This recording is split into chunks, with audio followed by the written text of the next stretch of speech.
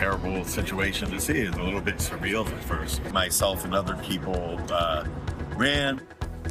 We begin with breaking news now at 9. Two West Virginia National Guard members are in critical condition after being shot near the White House. The FBI and D.C. Mayor Muriel Bowser saying this was a targeted shooting. The Associated Press confirming the shooter is a 29-year-old Afghan national from Washington State. D.C. police saying he is in custody at George Washington University Hospital. Trump administration also announcing it's ordering 500 additional National Guard troops to the district following the shooting. We have live team coverage tonight. Hi, everyone. Thank you for joining us for DC News Now at 9 o'clock. I'm Chris Flanagan. Susan Tran has the night off. That shooting happening near Farragut Square around 2:15 this afternoon. And joining us now live from Northwest DC is DC News Now's Yamarie Sase. And Yamarie, still a very active scene. You can see the crime tape and lots of police still out there at this hour. Yeah, we're going on nearly 7 hours since that shooting happened, and it's still extremely active scene right here near I Street and 17th Street. That's just a block away from where we're standing. U.S. Park Police is on the scene. The FBI, D.C. Police, and other agencies are working together to really piece together exactly what took place. But as what we know right now, two National Guardsmen are in the hospital in critical condition. The suspect is also in the hospital recovering, and several people we spoke with definitely are giving their condolences to the suspects after what to the victims after what happened today. Now, according to police, around 2:15 p.m., that's when the shooting happened off of I Street and 17th Street. They say the suspect approached the two National Guardsmen, raised his gun and shot at them. Other National Guardsmen in the area heard what happened, so they ran over. They tried to get the suspect and apprehend him. There was an exchange. Police say they called it a back and forth. We do know that the suspect was shot. We asked for them to clarify whether it was a National Guardsman that did fire. They said it's still under investigation at this time. They also mentioned that the suspect was taken to the hospital. The two National Guardsmen were also in the hospital in critical condition. And for hours, part of this street has been blocked off, again, as I mentioned, but still an extremely active scene at this time. They're looking closely at the suspect's background and any possible connections as they work to determine a motive. Take a listen to what they had to say. So how the suspect was apprehended, as I said, the suspect came around the corner. He immediately started firing a firearm at the two National Guard members. So at that time, there were other National Guard members that were in the area. They heard the gunfire. They actually were able to intervene and to kind of hold down the suspect after he had been shot on the ground until law enforcement got there within moments. Definitely sounded like gunfire, and myself and other people ran. We were across the street from where it happened. Now, as you can see, it still remains an active scene nearly 7 hours after the shooting took place. It's still an ongoing investigation. We're going to continue to follow this story and bring you the latest. Now, MPD did mention that the National Guardsmen that were involved in this incident did have their weapons on them, but again, it's not clear whether who shot at the suspect during this time. Now, reporting live in Northwest, I'm Yamarie Sase, DC News Now. Update, thank you. Meanwhile, those two West Virginia National Guard members shot just blocks from the White House. This is cell phone video taken by a witness near the National Mall, where those soldiers were flown from by helicopter to MedStar Washington Hospital for treatment. Again, we're told they are in critical condition right now. That hospital is one of 4 level 1 trauma centers in D.C., which give the highest level of care to patients. DC News Now's Randy Bass joining us there live tonight. And Randy, National Guardsmen have been holding a vigil there all evening. Yes, Chris, you could describe it as a vigil of sorts. They were seen praying at one point earlier this evening, but mostly they've just been kind of here hanging out outside awaiting answers, just like many members of the media here who are all staged outside of MedStar Washington Hospital Center, where a law enforcement source confirmed to us earlier on this evening that those two National Guard members who were shot are receiving treatment. We understand that the suspected shooter, now identified as an Afghan national, is receiving treatment across town at GW Hospital, another trauma center. Earlier tonight, we want to show you video of what we saw here at the scene at MedStar Washington Hospital Center. We saw what appeared to be federal agents, at least one of them alongside another member of law enforcement, bringing a red bag outside of the hospital, bringing a red bag of what appeared to potentially be evidence outside of the hospital, placing it into a car here. That large red bag appeared to have soft items inside, perhaps a blanket or something like that. Also going to show you what we're seeing here at the scene now. Not too much happening outside of MedStar Washington's emergency center, emergency room here in Northwest DC, though. We have seen the U.S. Secret Service here. We have seen MPD here. We have seen FBI and U.S. Park Police moving through here today. At this point, we are not seeing, though, are the National Guard standing outside, though we have been on the lookout here for what they've got going on and just waiting for any updates that may come through. It's not clear if we're able to expect any kind of significant update later on this evening, whether that may come from law enforcement or city leaders like we heard from earlier today. Chris?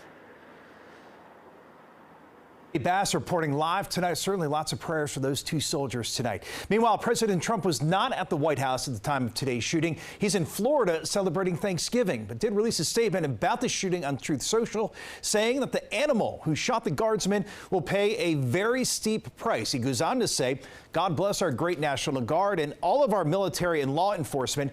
These are truly great people. I, as President of the United States and everyone associated with the office of the presidency, am with you. Vice President J.D. Vance, like the president, out of town for the holiday. He is at Fort Campbell, Kentucky, visiting troops. Here is his reaction. National Guardsmen were injured in the line of duty. And first of all, I want everybody who's a person of faith to say a prayer for those two National Guardsmen, that they're able to spend Thanksgiving with their families instead of losing their lives, because I understand they're still in pretty tough condition. But I think it's a somber reminder that soldiers, whether they're active duty, reserve, or National Guard, our soldiers are the sword and the shield of the United States of America. And a U.S. Capitol Park police helicopter seen here on the National Mall evacuating one of those injured guardsmen. They were airlifted again to MedStar Washington Hospital there in Northwest D.C., where they remain in critical condition tonight. And just a huge response in 17th and I Streets Northwest, where those soldiers were shot just after 2 o'clock this afternoon. You can see the crime tape in the background there as first responders, they flood the area and shut down Farragut Square. Again, this is about 2 blocks from the White House, only a 5-minute or so walk there.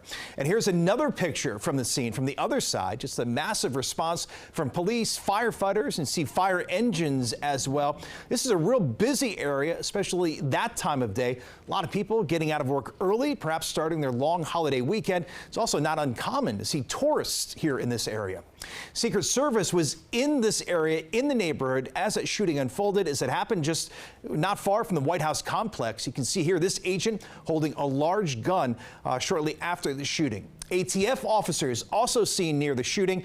The White House was put under lockdown for a period of time. Again, the president was not there, down in Florida, Palm Beach and Mar-a-Lago. And there are nearly 2,200 National Guard members assigned to duty in Washington. That's as of Tuesday. More than 900 are from the D.C. National Guard.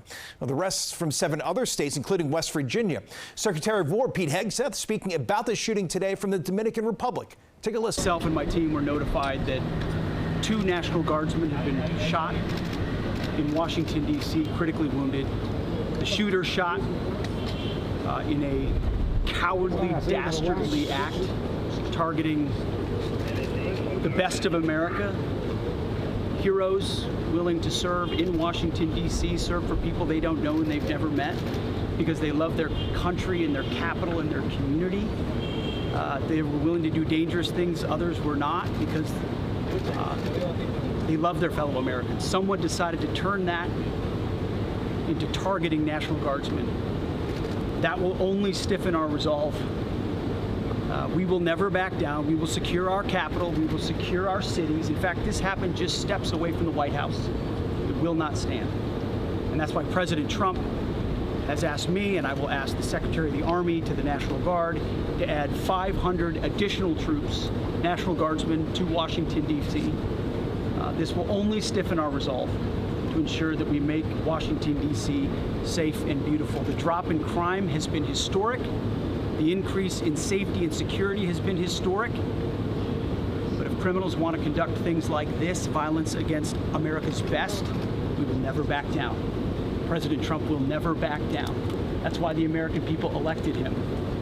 America, and our warriors, our National Guardsmen, are strong. And so we're following this very closely. We're getting information rapidly.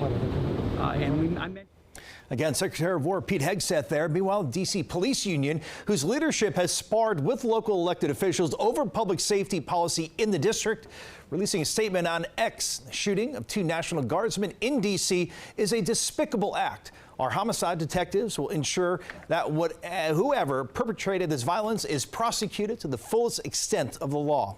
And West Virginia Senator and former Governor Jim Justice releasing a statement reading in part, Kathy and I were devastated to hear about the horrific shooting that took place near the White House earlier today involving 2 National Guardsmen. Of course, this is a developing situation. We're bringing you the latest both here on air and online at DCNewsNow.com.